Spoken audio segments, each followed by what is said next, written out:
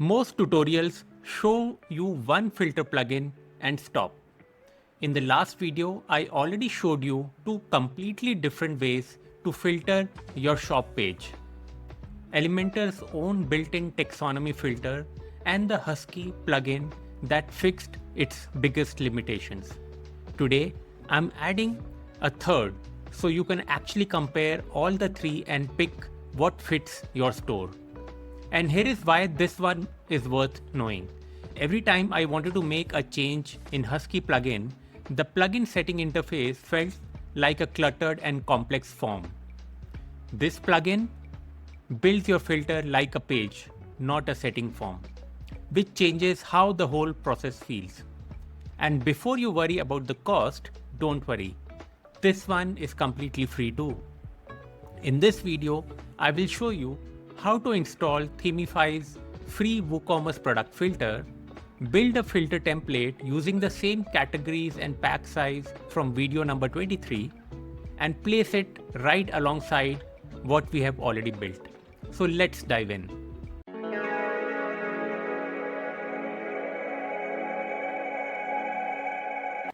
Now, if you have been following along with me in this series, you already are aware that we built your shop page in the video number 22, and we actually designed it using the single product archive template. And then after that, in video number 23, we configured a filter on your shop page like this. Now, we had first created a filter using the native Elementor taxonomy filter, and then after that I had shown you how to configure the Husky plugin and use it to create a filter like this. Now Husky has a lot of features that it offers, but then the issue with this plugin is that it looks a little complicated while configuring it. And the second problem that I see is that when you have these categories or tags that do not have any connected products, there is no way of hiding them. Those would be still visible to the customer even though they have no products in them. So that was a limitation that I found in the Husky plugin. Now the another challenge is that you cannot hide out of stock products with Husky, at least not in the free version that we were using. Now all of those challenges can be overcome with this new plugin, which is the Themify plugin. And the best part is that Themify is very easy to configure. It's free, just like Husky, and you can actually drag and drop and build that entire filter for yourself. Now, if you have not seen the video number 22, where we built your shop page using the product archive template and then use the loop item and loop grid to create your shop page, you can go through the video number 22. I've given the link in this presentation, and then you can also look at the video number 23, where I've used the native Elementor filter widget and the Husky plugin to create filters. The link to this presentation will be in the description, so you can download the presentation and watch these videos. Let's move forward. Now the first step that you need to do is you have to go and install the Themify plugin. So just go to your plugins page on your WordPress admin dashboard.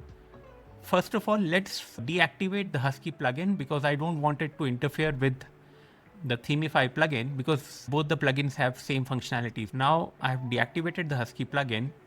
The next thing that we have to do is click on add plugin and search for Themify. Now this is the plugin, which is the yellow color logo, Themify WooCommerce product filter. Click on install now and click on activate. Now the plugin has been installed and successfully activated. On the left hand side menu, you can see this option which says product filters. So all you need to do is, under this there is this sub menu product filter. Just click on it. Now this is where you can create your filter. So let's click on add new, and you get a page like this. Let's give this filter some name. So let's call it Themify test filter. All right. Now here you can see it is giving us two ways of creating a filter.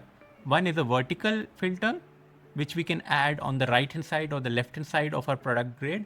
And one is a horizontal filter that we can place on top of our product grid. So you can select what you want for your shop page. So for me, I'll just continue using the vertical layout because in the previous video, we had already built this container, which was a vertical container, and I want to place that filter over here. So I will use the vertical filter. Now, the first thing that it is solving is that it is giving you this option to not show a field if it is empty. So this solves my problem because here these empty categories were still visible with the Husky plugin. But now when I use this plugin, my customers would not be shown the empty fields. So I'll keep this selected. Hide product sorting, no. Product count, hide results. I will leave it as it is. I want to show the product count. Do not show out of stock products. Again, this option is something that I want because I am not going to accept any orders for products that are not in stock. So it's better to hide them because the more options you show to the customer, the more they get confused. So it's better to remove the empty fields or out of stock products from the filter. Then what kind of a pagination do you want? You can have an infinite scroll where the customer can keep on scrolling, or you want to give a load more button, or you want a standard pagination where you can show maybe 4 or 6 or 8 products in a page, and then the customer can click on the pagination to move to the next page. So let's make it a standard pagination with 8 products in a page. Now, do you want to give a reset button? Yes, I would want to give a reset button. So you can provide it at the bottom. You can provide it in front of every field also. I prefer to provide it at the bottom. What should be the text on the reset button? Reset. That's fine. Scroll to result. Yes. Logical relationship and or. So if it is and, then if a product can be an A4 size notebook and a pack of 8, then only that product would be shown. But if you select or, then it can either be an A4 notebook or a pack of 8. In both scenarios, it will be shown. So here I'll keep it or for simplicity. Page template, show results on the same page. Yes, I don't want the customer to go to the different page. No product found message. We can have something generic like no product matching your selection. All right. So now we have done the basic selection for our filter. Now this is where we can start building our filter. So I want the customer to select by category. So I will just drag this down, and now category is the first field that they can select from. The next one that I want them to select is pack quantity, and the third option can be price. So we have these 3 fields, and then we can have this submit button at the bottom, and that's it. That's the flow of our filter.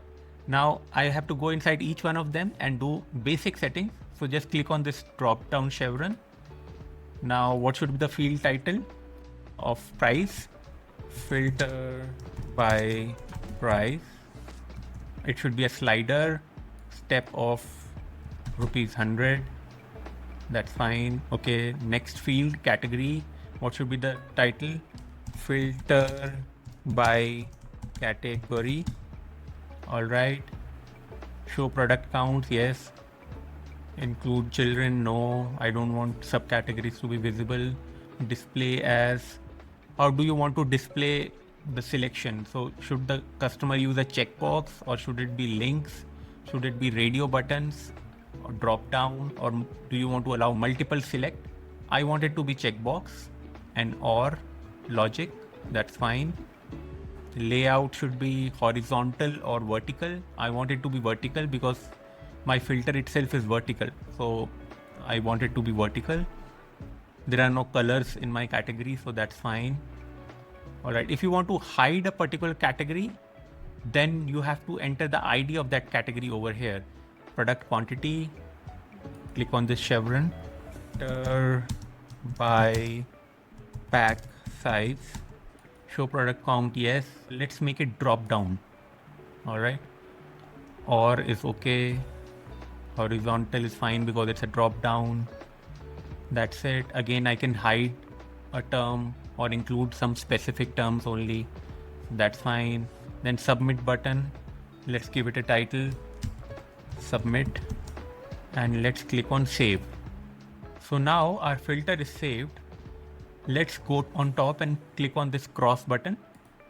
And now this is the shortcode that has been generated and the filter has been created. So there are two ways of adding this filter to our shop page. The first way is to just copy this shortcode and use the shortcode widget to show the filter. And the second option is to use the Themify WordPress widget. So both options can be used. So I will show you both of them. So let's just copy this. Now the next thing that we need to do is we have to open our shop page. So let's do that. Let's go to Elementor, Theme Builder. We'll open it in a new window. And here is the shop archive page. So let's click on Edit with Elementor on this. Now this is the shop page that we have been building. And this is where we will place our filter. Now in the previous video, we had placed the Husky product filter widget over here. But now since I have deactivated the plugin, so that widget has disappeared from here. So we will look for shortcode first. Let me show you the shortcode method. Here is the shortcode. Let's drag it inside here. And let's come back to our WordPress admin dashboard. Let's copy this shortcode of Themify filter that we have created. Come back here, click on this shortcode. Now here we have to, in this field, enter the shortcode that we have copied. Now once we have done this, click on apply. Let's click on publish. Now let's open another page, and here let's open our website shop page. Now this is the shop page, and here you can already see that the filter is visible, and we have configured this just by copying and pasting the shortcode. We can see that it is showing the price range slider. It is already showing the filter by category options. It is showing the pack size options, and it has showing the submit button. Let's do one thing. Let's delete the shortcode, and now let's try and do this using the widget. So let's go down into WordPress widgets over here and look for Themify. Here it is, Themify product filter. So let's drag this. Now we have the widget over here. Let's title it filter, and it has automatically selected the Themify test filter that we had built over here. So that's already selected. Let's click on apply. Now let's click on publish. I'll have to clear the cache. So let's purge all cache. Now let's refresh this page. Again, it's looking the same way. Let's do one thing. Let's click on edit on the filter, and let me select the quantity and change it from drop down to checkbox and click on save. For price, I can create a range also. So you can have say 0 to 300 rupees, then add a range of 301 rupees to 600 rupees, then a range from 601 to 800 rupees, and from 801 to 1000 rupees, from 1001 to 1500 rupees, 1501 to 2000 rupees. So now like this you can create price ranges also, and the customer can select the price range within which they are looking for the product. So let's click on save.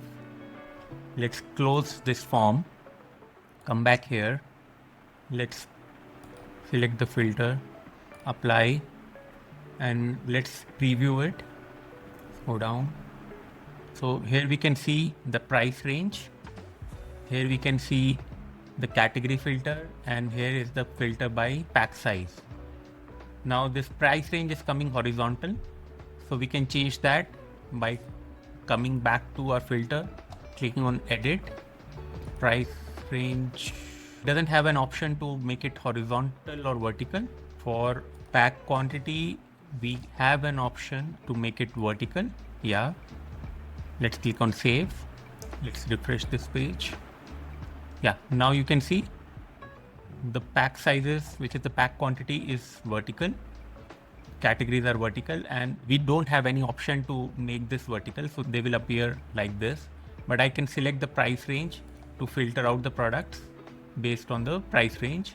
I can select the category, and I can also select the pack size.